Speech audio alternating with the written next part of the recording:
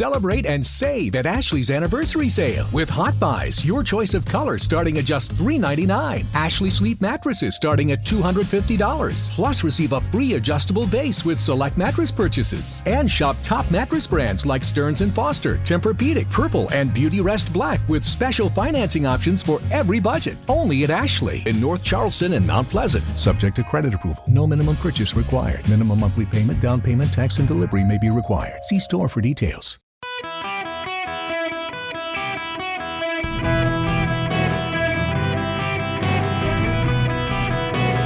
Welcome to the Eric Erickson Show podcast, Hour 1. Hello, America. Welcome. It's Eric Erickson here across the nation. The phone number, 877-973-7425, should you wish to be on the program. Always happy to have you call in. So I was going to start with the Biden campaign plan, and I'll get to that, but then I'm blaming Philip here because he put something in the stack of stuff, and I decided, you know what, I've been meaning to talk about this issue for a couple of weeks. Here comes this data from polling of 3,000 voters, and it kind of locks in with some thoughts I've been having, and I might as well start the show with this because I'm actually really more interested in this than kind of the lay of the land and the presidential politics, which we'll get to. We've got to get to some of the Hunter Biden stuff as well and what's going on in Israel being vastly misrepresented by the American public. But let's start here. There's been a massive survey of registered voters across the country, and the polling shows something I have intuitively thought for a while. And let me begin by saying you and I are not normal. And I don't mean that pejoratively at all. I don't mean that critically. You and I are not normal. If you're listening to me right now, you tend to pay attention to the news and politics more than most people. And in fact, in this survey of registered voters, half of Americans have done nothing political in the last 6 months. A third of Americans have posted something about politics on social media. 22% of Americans have called or written an elected official at the local, state, or federal level.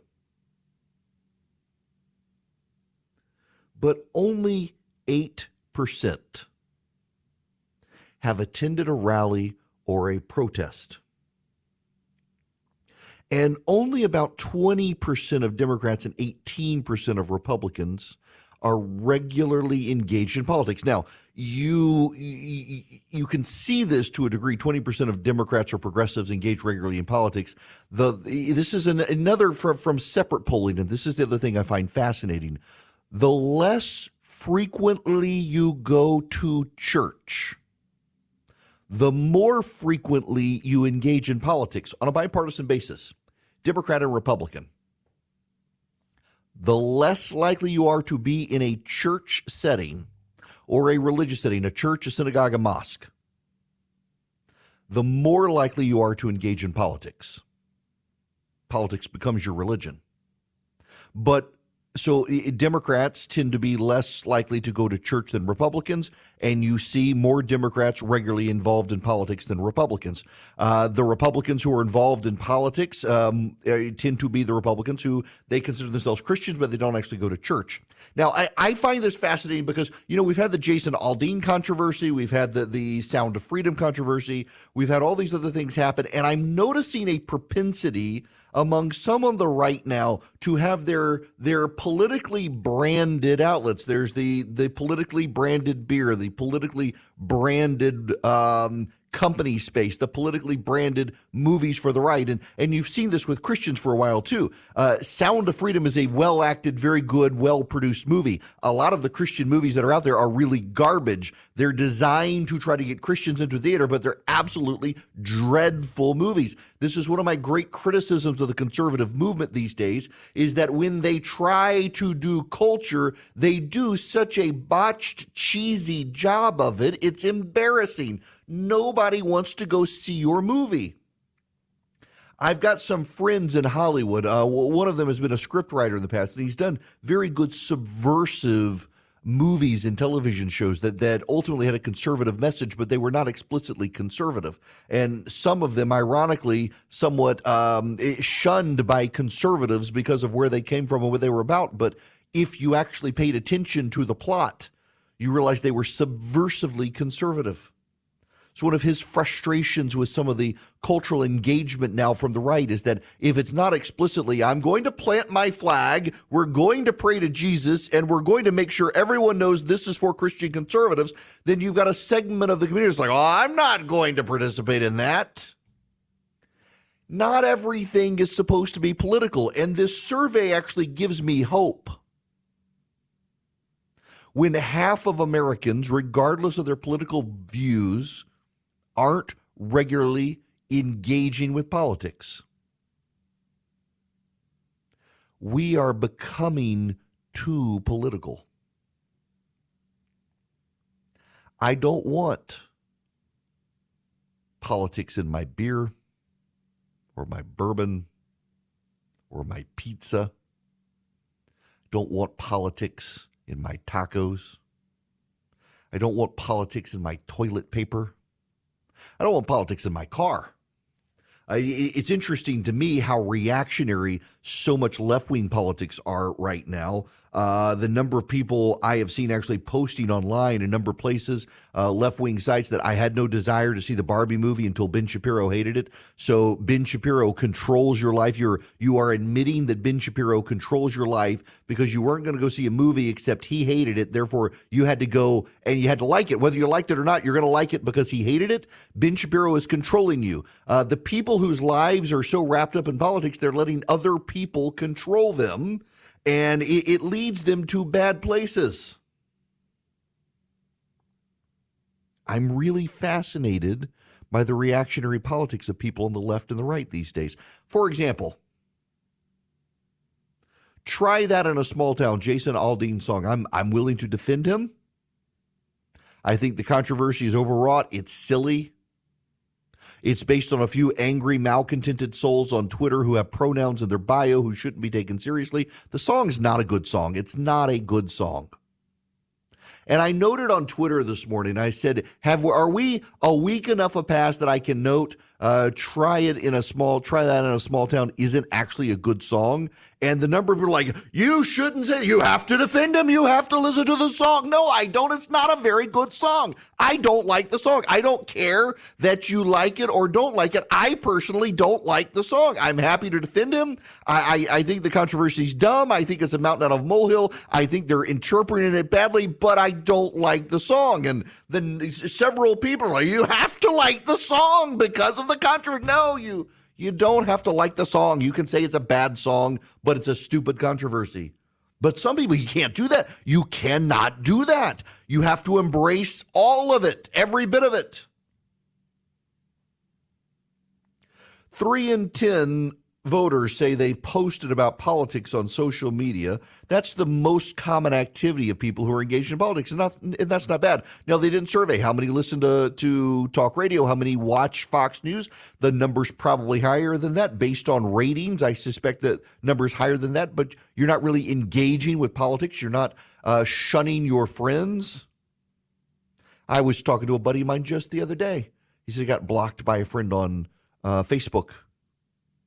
And he was shocked that he realized he's not friends with this person on Facebook anymore. And it was 100% the person who blocked him had confided in another friend that this person had decided to start shutting out of his lives the people who didn't see politics the same way as him because he thought they were ruining the world. And this particular person was whipped into a frenzy over climate change. And so he is shutting off his friendships with people who disagree with him on the issue because he thinks climate change is the biggest issue. And if you don't agree with him, he has no time to be your friend. That's kind of insane, is it not?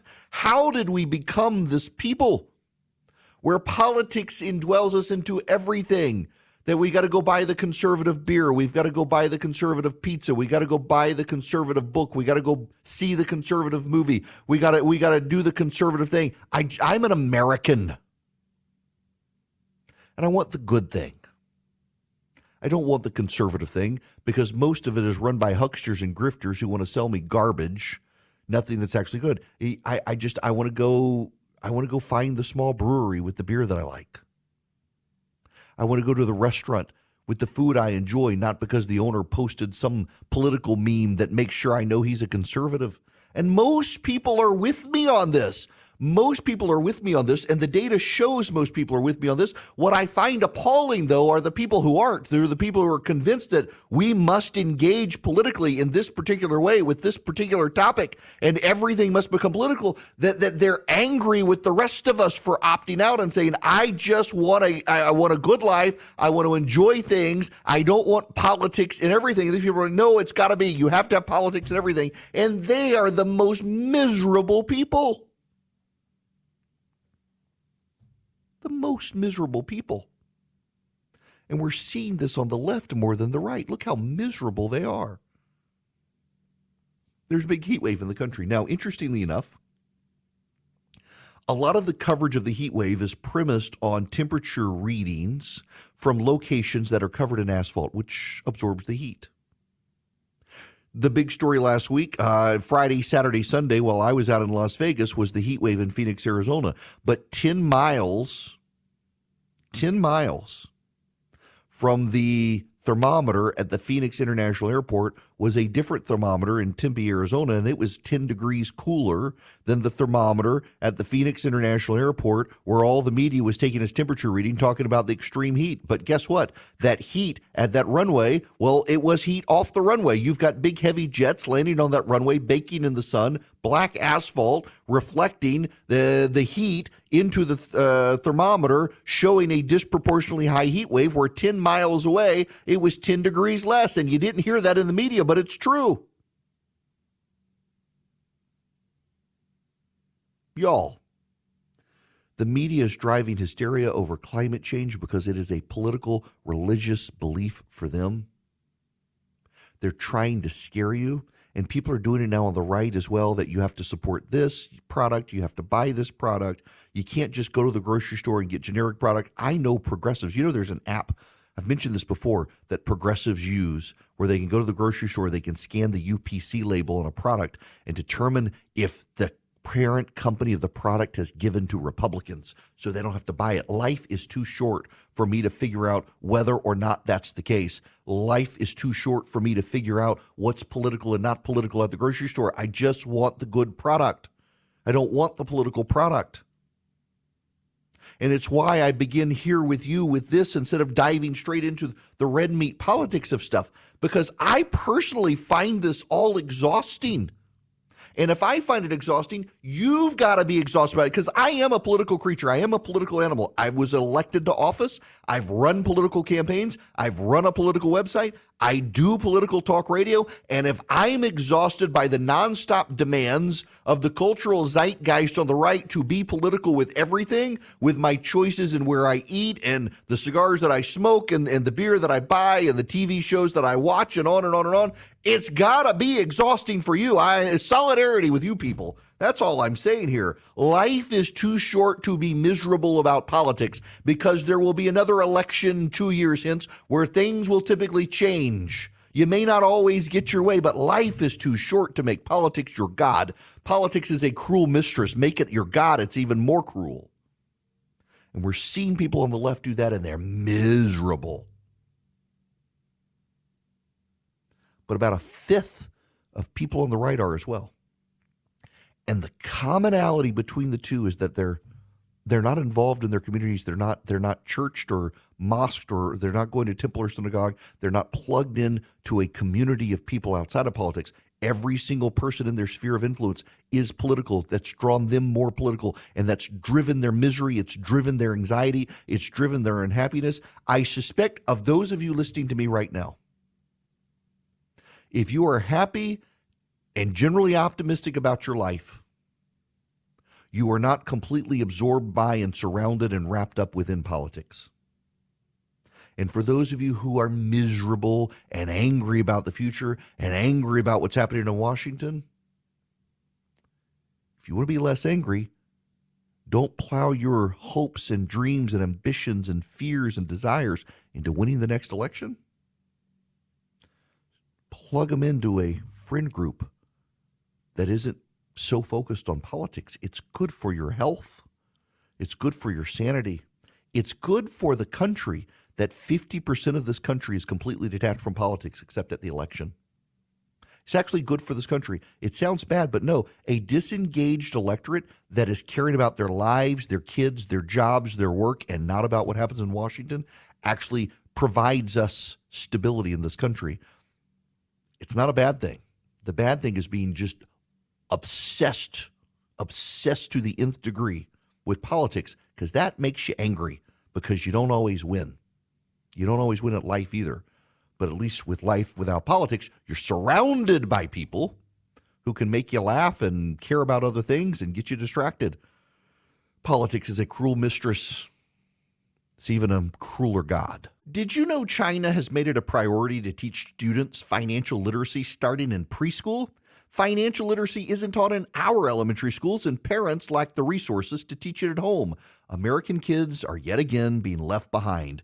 Now there's a great way for parents and grandparents to help the kids they love learn about finance, thanks to the Sensibles. And at bcs-kids.com. The Sensibles are a team of animated superheroes who help kids age 6 to 12 develop smart money habits in a fun way. bcs-kids.com was created to channel this multimedia resource to kids everywhere. Buy a subscription for your loved ones, and each month they'll get a Sensibles kit in the mail with an entertaining DVD, comic book, and activities. Digital subscriptions are also available. They'll also get access to an interactive website with a library of lessons, fun activities, and more. Want 20% off the monthly subscription costs? Visit at bcs-kids.com. Enter the promo code ERIC, my name, ERICK. It's the sensible thing to do. Subscribe today at bcs-kids.com. You know, talking about people who just make everything political these days, Governor Ron DeSantis was in a car accident in Chattanooga this morning, and the number of people who don't like him, who were upset he wasn't injured or wanted to criticize him, man was in a car wreck. He is fine, though. It was a car accident in Tennessee on Tuesday. The statement from Brian Griffin, his press secretary, says, this morning the governor was in a car accident while traveling to an event in Chattanooga, Tennessee. He and his team are uninjured. We appreciate the prayers and well wishes of the nation for his continued protection while on the campaign trail.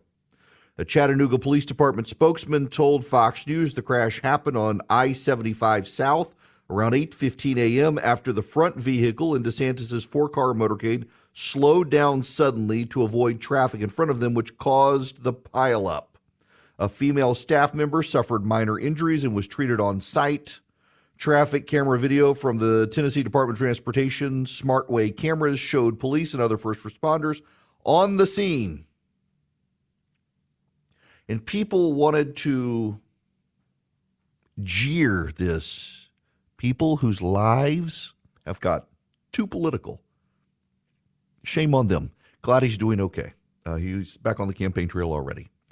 Now, I got to tell you about the Eden Pure Thunderstorm. The Eden Pure Thunderstorm is an air purifier. It gets rid of the dust, the pollen, the mold, the mildew, bacteria floating in the air. Uses electrostatic plates. It's not, doesn't have filters.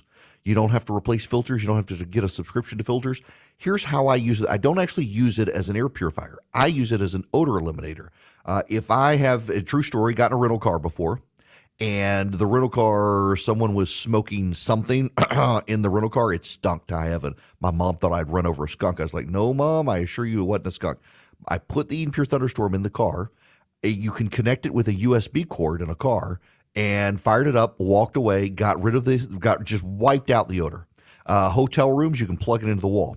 You can get 3 of them for less than $200 at EdenPureDeals.com. You just put my name in, Eric, as your discount code. A friend of mine, Pam, had an animal die in her wall in her house. You know what that smells like if you ever experienced it? She used the Eden Pure Thunderstorm, wiped out the odors. I've done similar. I know other people who have as well. They work. EdenPureDeals.com is the website. The discount code is Eric. You can get 3 of them for less than $200. Hello and welcome. It's Eric Erickson here across the nation. The phone number 877-973-7425. If you want to be on the program, There is breaking news. We need to get to the breaking news happening right now. 35 after the hour, UPS and the Teamsters are announcing that they have resolved their contract issues. There will be no strike. The Teamster Union member rank and file will vote on the agreement August 3rd. The Teamsters declaring it a big win. The Teamsters had wanted a big deal with UPS or a strike to get what they wanted from UPS because they don't really care about UPS so much as they're trying to win the business of the Amazon drivers who are unionizing. And the Teamsters wanted to show that they are the logical fit, given what they do with UPS and others, for the Amazon union. So they've been driving a hard bargain. UPS is going to put $30 billion in new money on the table. Here are the deals. Wage increases for full-timers will bring their average top rate to $49 per hour, making them the highest paid delivery drivers in the United States. Part-time hires at UPS would start at $21 per hour, up from $15 in the previous contract. The agreement ends a much-hated two-tier worker classification system where some were paid less for doing essentially the same work. They will get Martin Luther King Jr. Day as a holiday for the first time in UPS history, and there will be no forced overtime. That's breaking news happening right now. The Teamsters and United Parcel Service, UPS, have reached a tentative agreement. The rank and file of the Teamsters Union will vote on August 3rd as to whether or not they are happy with the deal. The Teamsters Union strongly urging the rank and file to support the deal. They think they've gotten a lot out of it. UPS is very happy. They won't be shut down. The Biden administration breathing a massive sigh of relief. The Biden administration was afraid of a work stoppage would have gone into effect at midnight, August 1st, if they couldn't arrive at a deal. House Democrats backing the Teamsters Union, the White House saying they were going to stay out of it. But as the president begins touting Bidenomics, if this went south on everybody and caused economic turmoil because UPS is the biggest delivery company in the country, they could have spurred on economic developments that weren't good, and they were really, really, really worried inside the White House that there may be no deal. The Teamsters had no reason to get an acceptable deal if they thought they could strike and get more. And again, it's not because of UPS, it's because of Amazon. The Teamsters are making a big play to get that business. So they wanted to show the Amazon employees they're willing to play hardball to get a good deal. So they weren't afraid to strike. UPS, of course, knew that going into this as well and had a lot of pressure from other companies to try to come up with a negotiated deal with the Teamsters to avoid that strike because people don't want to embolden the Teamsters any further right now. Meanwhile, the White House gets a win to a degree because there will be no strike and no particular economic carnage as a result. So happening right now, if you're just tuning in, UPS and the Teamsters have a deal. There will be no strike at the end of July 31st. Now, let's get to the phones, 877-973-7425. David, you're going to be up next. Welcome to the show. Good afternoon, sir. I just wanted to validate a point you said just a little while ago about the global warming. I've shot down many extreme leftists about my theory on why the Earth is getting a little warmer. I made the comment to your caller, like, our grocery retail. I said, guys, if we're at a parking lot, we put a thermometer on that parking lot, let's say it's 90 degrees outside. We go inside for an hour, we come back outside, is that thermometer going to read 90 degrees? No, it's not. And I said, if there's global warming also, I said, now if you go to downtown Atlanta, why are they hotter generally in downtown than outside the perimeter? There's more asphalt, there's more skyscrapers with windows that reflect heat, there's more cars, there's more metal. And the other point I was making to these left extremists, if we have global warming, why do we still have record highs in the 1900s? Yeah.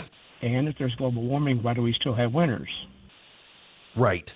I just wanted to validate. Well, look, David, I'm glad you said that. And what I find very notable, what people miss is that these weather gauges that were begun being put up in the late 1800s into the 1900s by the U.S. government around the country, many of them were not in places of massive development, and now virtually all of them are.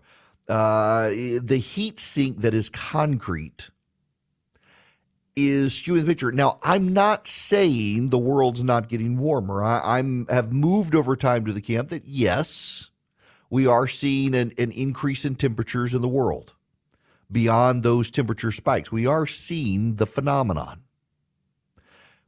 I do, however, believe it continues to be overstated by the people who get grants based on their fear scenarios. I do think that there's more natural phenomenon going on than what they claim. I do also think it's manageable and adaptable, and we have to keep in mind that many of these temperature probes are in places of economic growth, lots of asphalt and concrete where there used not to be any. And I find it notable that in Phoenix, Arizona, 10 miles from the temperature reading that the media played up, the other temperature reading was off by 10 degrees. So I've got a little thermometer that I keep on the side on my side porch. It's a wireless thermometer. It plays with Apple HomeKit. I can, wherever I am, see what temperature it is outside. In the mornings, it's great. I can ask my Apple devices, hey, Dingus, what's the temperature outside? And it tells me. But in the afternoon, in the summer, it's off. Because as the sun is going down, after about 2 o'clock, the sun reaches over into the side porch. Yesterday, I went to the gym after the show. It was 94 degrees outside, except on my side porch. My car said it was 94 degrees. When I got home at 4:30 from the gym, 94 degrees. My side porch told me it was 130 degrees outside. It was 130 degrees on my side porch where that temperature gauge had the sun directly beamed at it. I mean, the sun was directly on it. It was 130 degrees. Was it really 130 degrees on my side porch? No, I stood right by the thing. It's like, I need to put this thing in the shade where the sun's not beating right down on it because it throws it off. That's just the reality of it. But the media is whipping people into frenzy. Now let's step back a little further from this because this has some implications. There's more and more data out there that kids, particularly children from politically active progressive households, and that's the key data point you have to keep in mind. All of the studies that show the ramp up of mental health problems, there are lots of kids having more depression after lockdowns and isolation, all that. There are more kids with it. But the kids who are most depressed in the United States of America come from left of center, politically active households. There are copious amounts of research on this. If you are in a left-wing, politically active household, you're more likely to be prone to bouts of despair and depression. You believe the world is coming to an end. We're all going to die. We've hit the tipping point. Climate change is breaking us. Your rights are under attack by right-wing authoritarians. You're triggered by free speech. You're miserable. Your parents, if you're a progressive kid and you're listening to this, your parents have made you miserable. If you are a progressive parent, you're making your kids miserable. You're giving your children trauma because of your rage, anger, and despair about the state of things in the United States when actually things are really good. To my fellow conservatives, we don't like Joe Biden and we don't like the progressive agitation and corporations and stuff, but we're still well off in this country. We're still a great country. And ironically and interestingly, all of the data suggests that what I just said is accepted by most people on the right. There's maybe 15% of people on the right who are mad at me for saying we're actually still well off. We're a great nation. We've got flaws, but we're better than we were 20 years ago even. Economically, we are. We got cultural problems. We recognize the cultural problems, but we're still a great nation. We're still better off than we were. And about 15% of people on the right will be mad at me for saying that, and I will inevitably get hate mail from that 15%.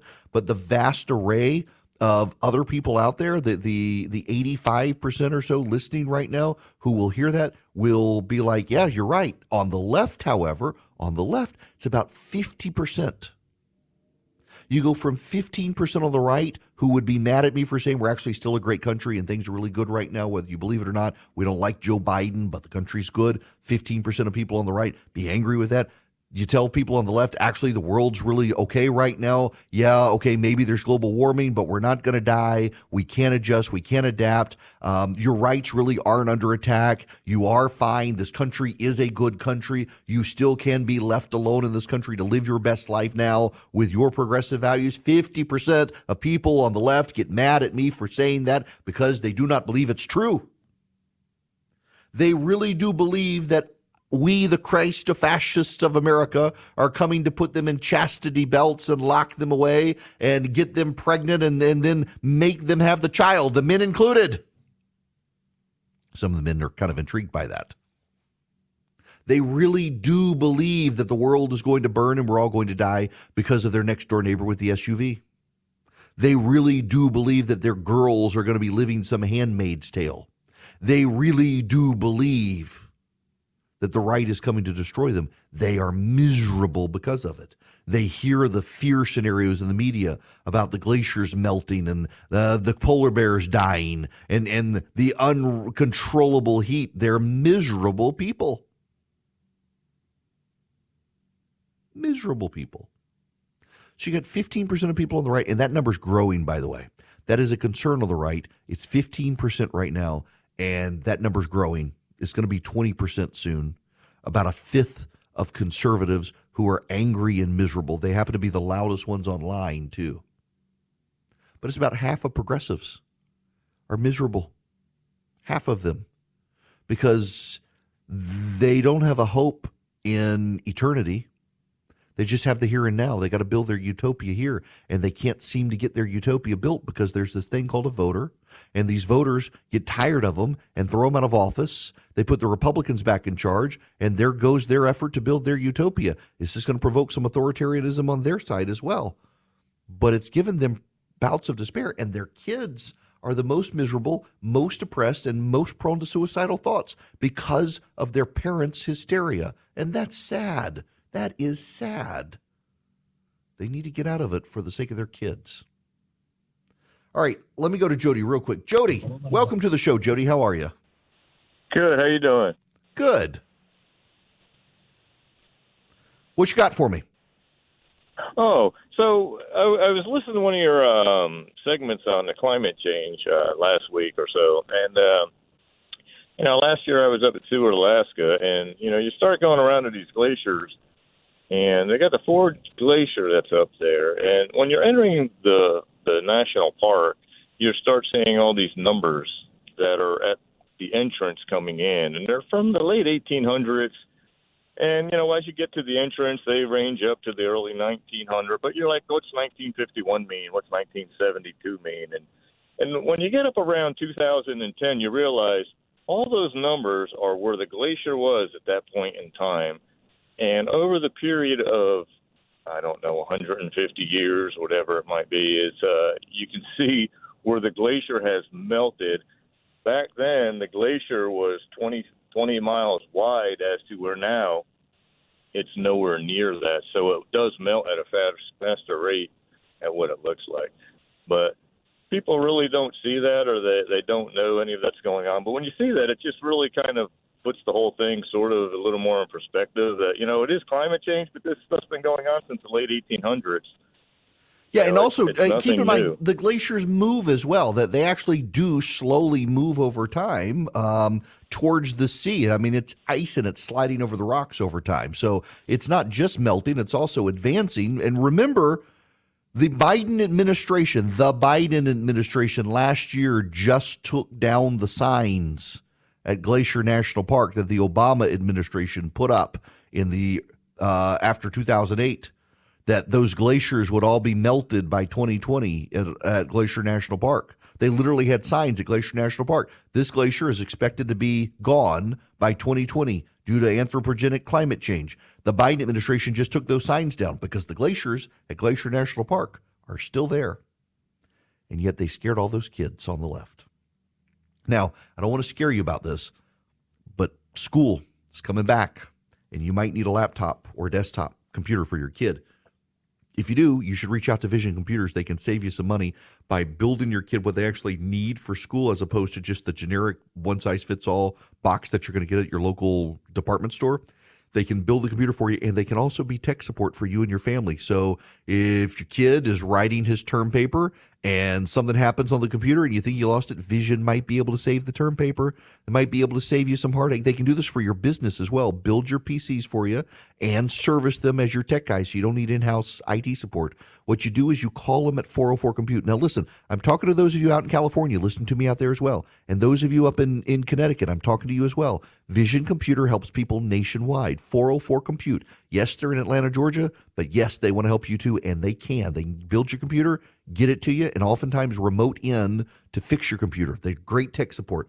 404-COMPUTE is the number, visioncomputers.com. If you call them at 404-COMPUTE, you can ask them about the Eric Erickson special. You will not see that at visioncomputers.com, but ask them about the Eric Erickson special. Think about back to school. It's coming up. Hello and welcome. It is Eric Erickson here. The phone number, 877-973-7425. This hour of the program brought to you by First Liberty Building and Loan.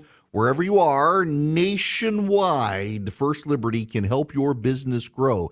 You buying a building, you building a building, you buying a franchise, buying out a business partner, a competitor, that's the sort of deals they do. You need $250,000 or more, reach out to them. FirstLibertyGA.com. Spend 10 minutes with them. See if they're a good fit for you and you for them. FirstLibertyGA.com. Well, you know, yes, dogs are often reflections of their owners. And Joe Biden's dog Commander has sent Secret Service agent officer to the hospital and has bitten 6 others. This from the New York Post. Biden's nearly 2-year-old German Shepherd Commander bit 7 people in a 4-month period after former first dog Major was ousted from the White House over similar aggressive behavior. The shocking spate of incidents involving Commander, none of them previously reported, mirrors attacks involving Major. So, y'all, when you got 2 dogs in a row biting people, I know people with German Shepherds and their dogs are fine. We have 2 German Shepherds in a row, the Biden White House, that are biting the Secret Service agents. That's kind of a reflection of the owner. Dogs feed off the energy of the owners. What is going on in the Biden family that his dogs have gotten that temperamental? Records show Commander broke the skin of a Secret Service member's hand and arm weeks after the president unleashed him outside the White House following a family movie night. And the following month, Commander bit the back of a security technician at his Delaware home. The first family's new headache comes as House Republicans begin their focus on Hunter Biden, and Devin Archer, Hunter's closest associate, is expected to testify next week. We'll get into the Hunter Biden allegations here in a little bit. But 2 German Shepherds in a row in the White House biting Secret Service agents and others. That's a reflection on Biden, not the dogs, on Biden. Any person who trains dogs will tell you when your dog is biting people, the dog is feeding off of your energy. That's not good. Now, when we come back, in Israel, yes, we got to talk about Israel first because there is so much misreporting on what's happening in Israel, and there's a tie-in to the current debate over the U.S. Supreme Court. It's very fascinating to watch the media get the story out of Israel completely wrong, and I believe it's malicious. I don't think it's that they don't know. I think it's that they don't care that they're getting it wrong because they're nursing an agenda against Bibi Netanyahu, and you should at least know the truth of what's going on with the Israeli Supreme Court fight. Hey guys, it is Ryan. I'm not sure if you know this about me, but I'm a bit of a fun fanatic when I can. I like to work, but I like fun too. It's a thing. And now the truth is out there. I can tell you about my favorite place to have fun. Chumba Casino. They have hundreds of social casino style games to choose from with new games released each week. You can play for free anytime, anywhere. And each day brings a new chance to collect daily bonuses. So join me in the fun. Sign up now at ChumbaCasino.com. No purchase necessary. VGW Group. Void where prohibited by law. See terms and conditions. 18+.